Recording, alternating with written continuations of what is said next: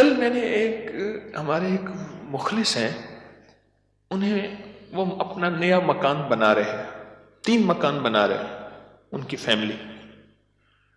میں نے انہیں ایک عمل بتایا، آج آپ کو ہی بتا دوں، طرفت عین پہ یاد آئی بات. ذرا یہ عمل غور سے سنیے گا، ہر اس شخص کے لیے جو نیا مکان چاہتا ہے، نیا مکان بنا چکا ہے، نئے مکان میں رہ رہا ہے یا نیا مکان بنائے گا. میں نے کہا آپ نے نیا مکان بنایا ہے، ان قریب شفٹ ہونے والے ہیں، منتقل ہونے والے ہیں، اس کا کوئی حل بھی کیا؟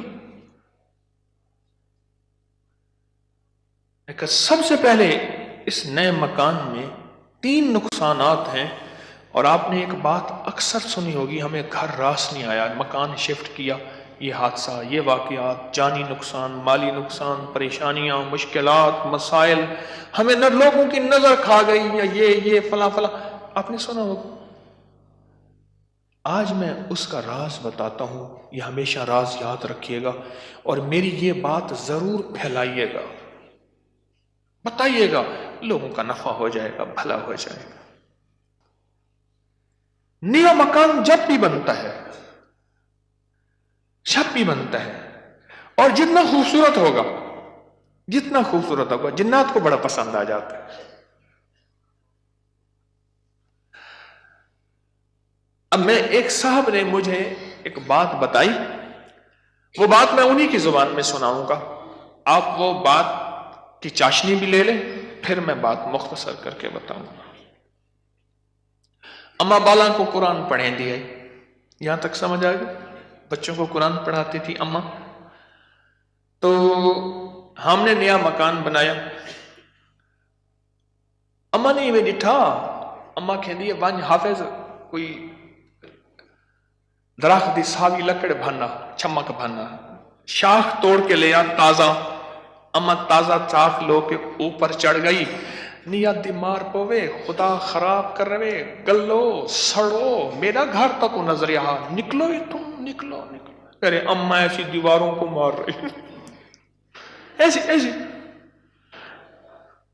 ہم نے کہا یہ پتا تھا اما کے پاس جنات بھی پڑھتے ہیں، آتے بھی ہیں، اما جنات کا دم بھی کرتی ہے، ہدیے کھانے وغیرہ بہت آتے تھے ان کے گھر. میں نے بھی اما کو دیکھا ہوا تھا، وہ میری نانی اما کی بہن بنی ہوئی تھی، ایک دوسرے کو ہدیے دینے لینے کرنے.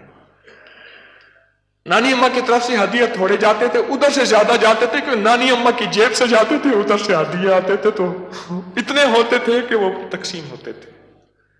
تو کہ نانی اما، میری اما نے نا مار مور کے ہانپتی کانپتی اما آ گئی، کہہ رہا بس نکل گئی. اما کیا ہے؟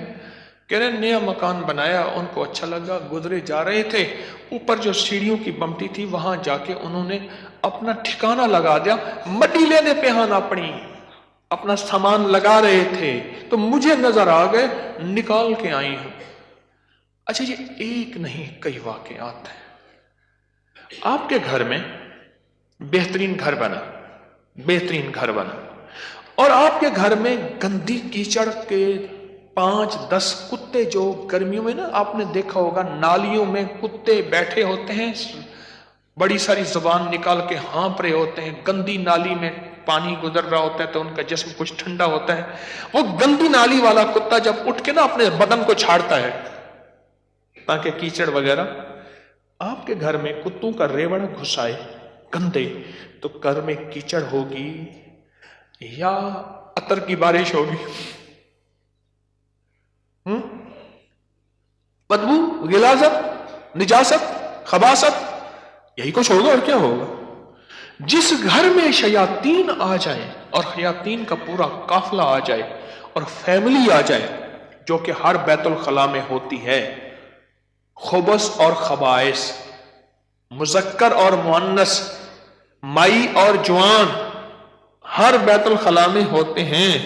جاجو جتنا بیت الخلاء کو ٹائلیں لگا دے، لگژری بنا دے، ہمیں دھوکہ ڈال دیا اس ٹائلوں نے اور شیشے نے اور کمکموں نے. میرے کملی والے نے فرمایا ہر بیت الخلاء میں فیملی رہتی ہے. بھائی میاں بیوی ہوگی تو بچے ہی ہوں گے نا، تو میں فیملی ایسے تو نہیں کہہ رہا. خبث اور تو سب سے پہلے تو جنات، شیاطین. دوسرا جو ہوتا ہے، جو روگ لگتا ہے، دوسرا جو روگ لگتا ہے وہ خصوص مزدوروں اور لیبر کا روگ لگتا ہے. غور سے سنیے گا. کتابوں میں لکھا ہے اپنے دھوئیں سے اپنے پڑوسی کو تکلیف نہ دو. اگر تم نے کوئی مسالہ دار چیزیں، اسپائسی چیزیں، لذیذ چیزیں بنائی ہیں اور تمہارے پڑوسی کو یہ قدرت حاصل نہیں تو اس کو تکلیف نہ دو. پانی شوربے میں زیادہ ڈال دو، کچھ اس کو دے دو. اور کتابوں میں یہاں تک لکھا ہے کہ پھلوں کے چیزوں کے چھلکوں سے پڑوسی کو تکلیف نہ دو. اگر کوئی اچھی اعلیٰ چیزیں کھائی ہیں تو اپنے پڑوسی کے گھر سے دور رکھو. اس بیچارے کو تکلیف ہوگی کہ اللہ میری جیب میں بھی ہوتا، میں بھی کھاتا. یہ جو غریب لیبر آتی ہے، لیبر تو غریب ہی ہوگی نا، مستری مزدور، ان کی نظر کھا جاتی ہے، ان کی نظر کھا جاتی.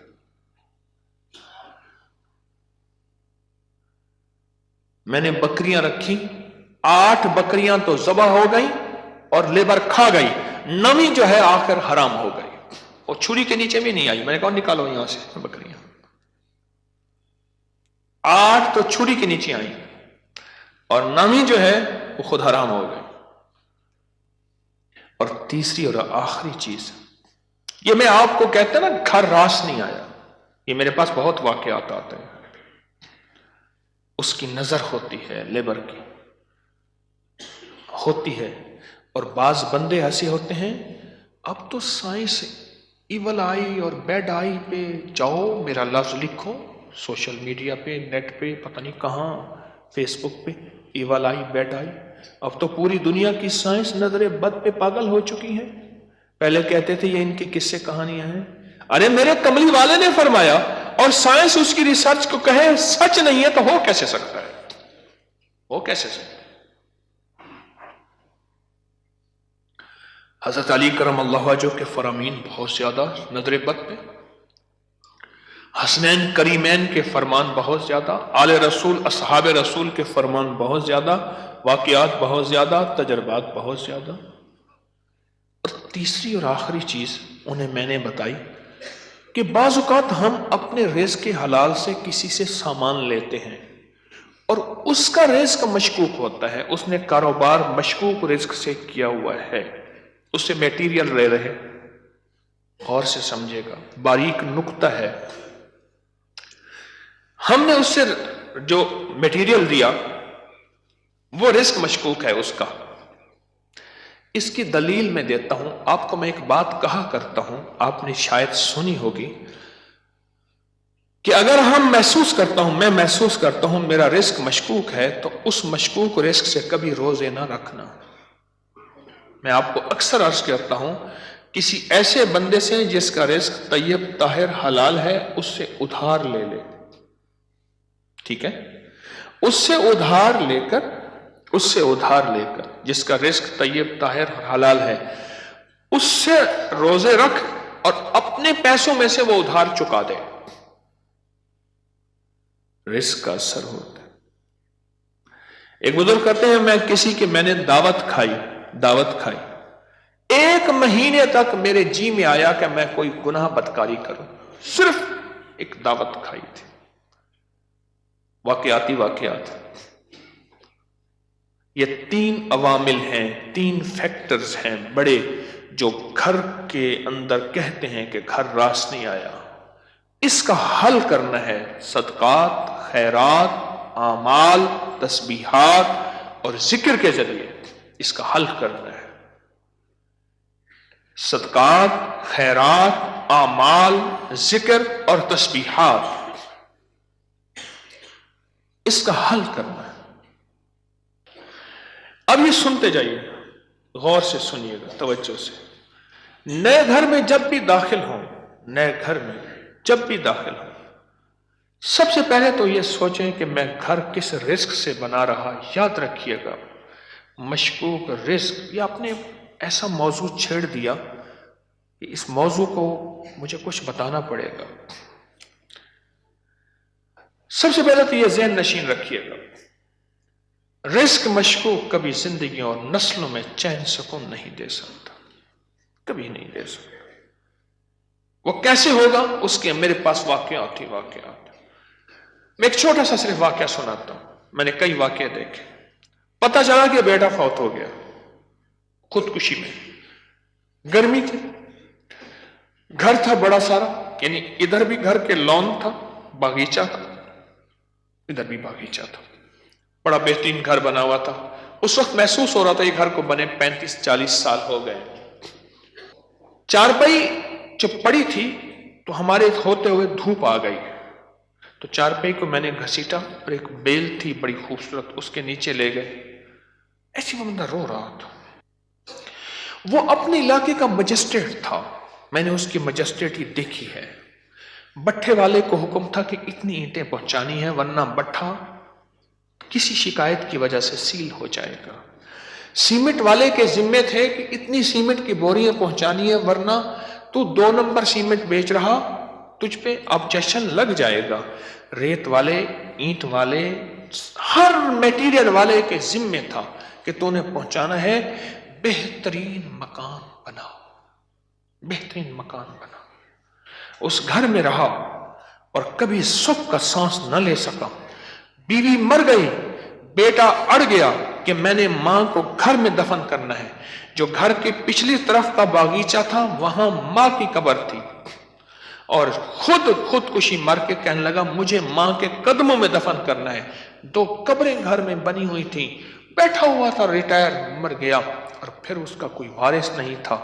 وہاں پتہ چلا اس شہر میں کہ ہمارے مرشد آئے ہیں، کچھ لوگوں کو بھاگے بھاگ آئے۔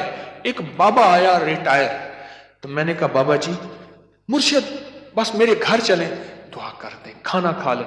میں نے کہا کس لیے؟ میری دعائیں ہوں گی؟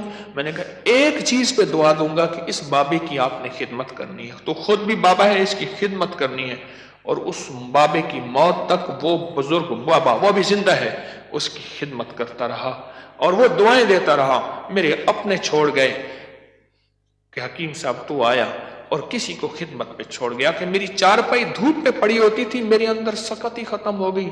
ایک بڑھاپے نے مارا، دوسرا غموں نے مارا۔ بڑا لمبا واقعہ ہے۔ سب سے پہلے رزق کے حلال، نسلوں کے لیے راحت ہے، اور دوسری چیز ہمارے ایک جاننے والے ہیں، ان کی زندگی میں مسائل ہی مسائل ہیں، مشکلات ہیں، غم ہی غم ہیں۔ اس غم کو وجہ، الیکٹریشن آیا، تھوڑا سا کام کیا، اس کا ہاں تجھے پیسے دوں گا، بجلی والے کا، پلمبری والے کا، مرمت والے کا، کوئی کام ہے، دھوبی کا، فلاں کا، فلاں، اس نے کہا پیسے دوں گا، اور اگر اس نے پیسوں کا اصرار کیا تو اس کو دھمکایا، ڈرایا۔ چھوٹے چھوٹے لوگوں کے پیسے کھاتا گیا، نسلوں میں غربت، تنگ دستی نے گھیر لیا۔ اب مجھ سے اعمال پوچھتے ہیں، اور رزق وہ ہوا جو کالا ہوا، دھن کالا ہوا، اور جس میں غریبوں کی آہیں ہوئیں، تو میں کتنے اعمال کر کے اس گھر میں کیسے سکون پائے گا؟ مجھے بتا تو صحیح۔ اس کی مثال پتہ ہے کیا ہے؟ خنزیر کو بڑے خوش و خضوع سے لٹا کے کہتا ہے بسم اللہ اللہ اکبر، تو خنزیر حلال ہو جائے گا۔ کتے کو لٹا کے تو کہیں بسم اللہ اللہ اکبر، چھری بھی تیز ہو، قبلہ رخ بھی ہو، باوضو بھی ہو، اور تکبیر بھی پوری پڑھ، تو پھر کتا حلال ہو جائے گا؟ خنزیر حلال ہو جائے گا؟ نہیں ہوگا۔ کوئی بات نہیں، گھر چھوٹا ہے، کوئی حرج نہیں۔ ان چیزوں کے خیال کر کے اب عمل بتا رہا ہوں۔ گھر میں 81 دفعہ سورۃ یاسین، جب نئے گھر میں داخل ہوں 81 دفعہ سورۃ یاسین مل کے بیٹھ کے خود پڑھیں، کرائے کے بندے جمع نہ کریں۔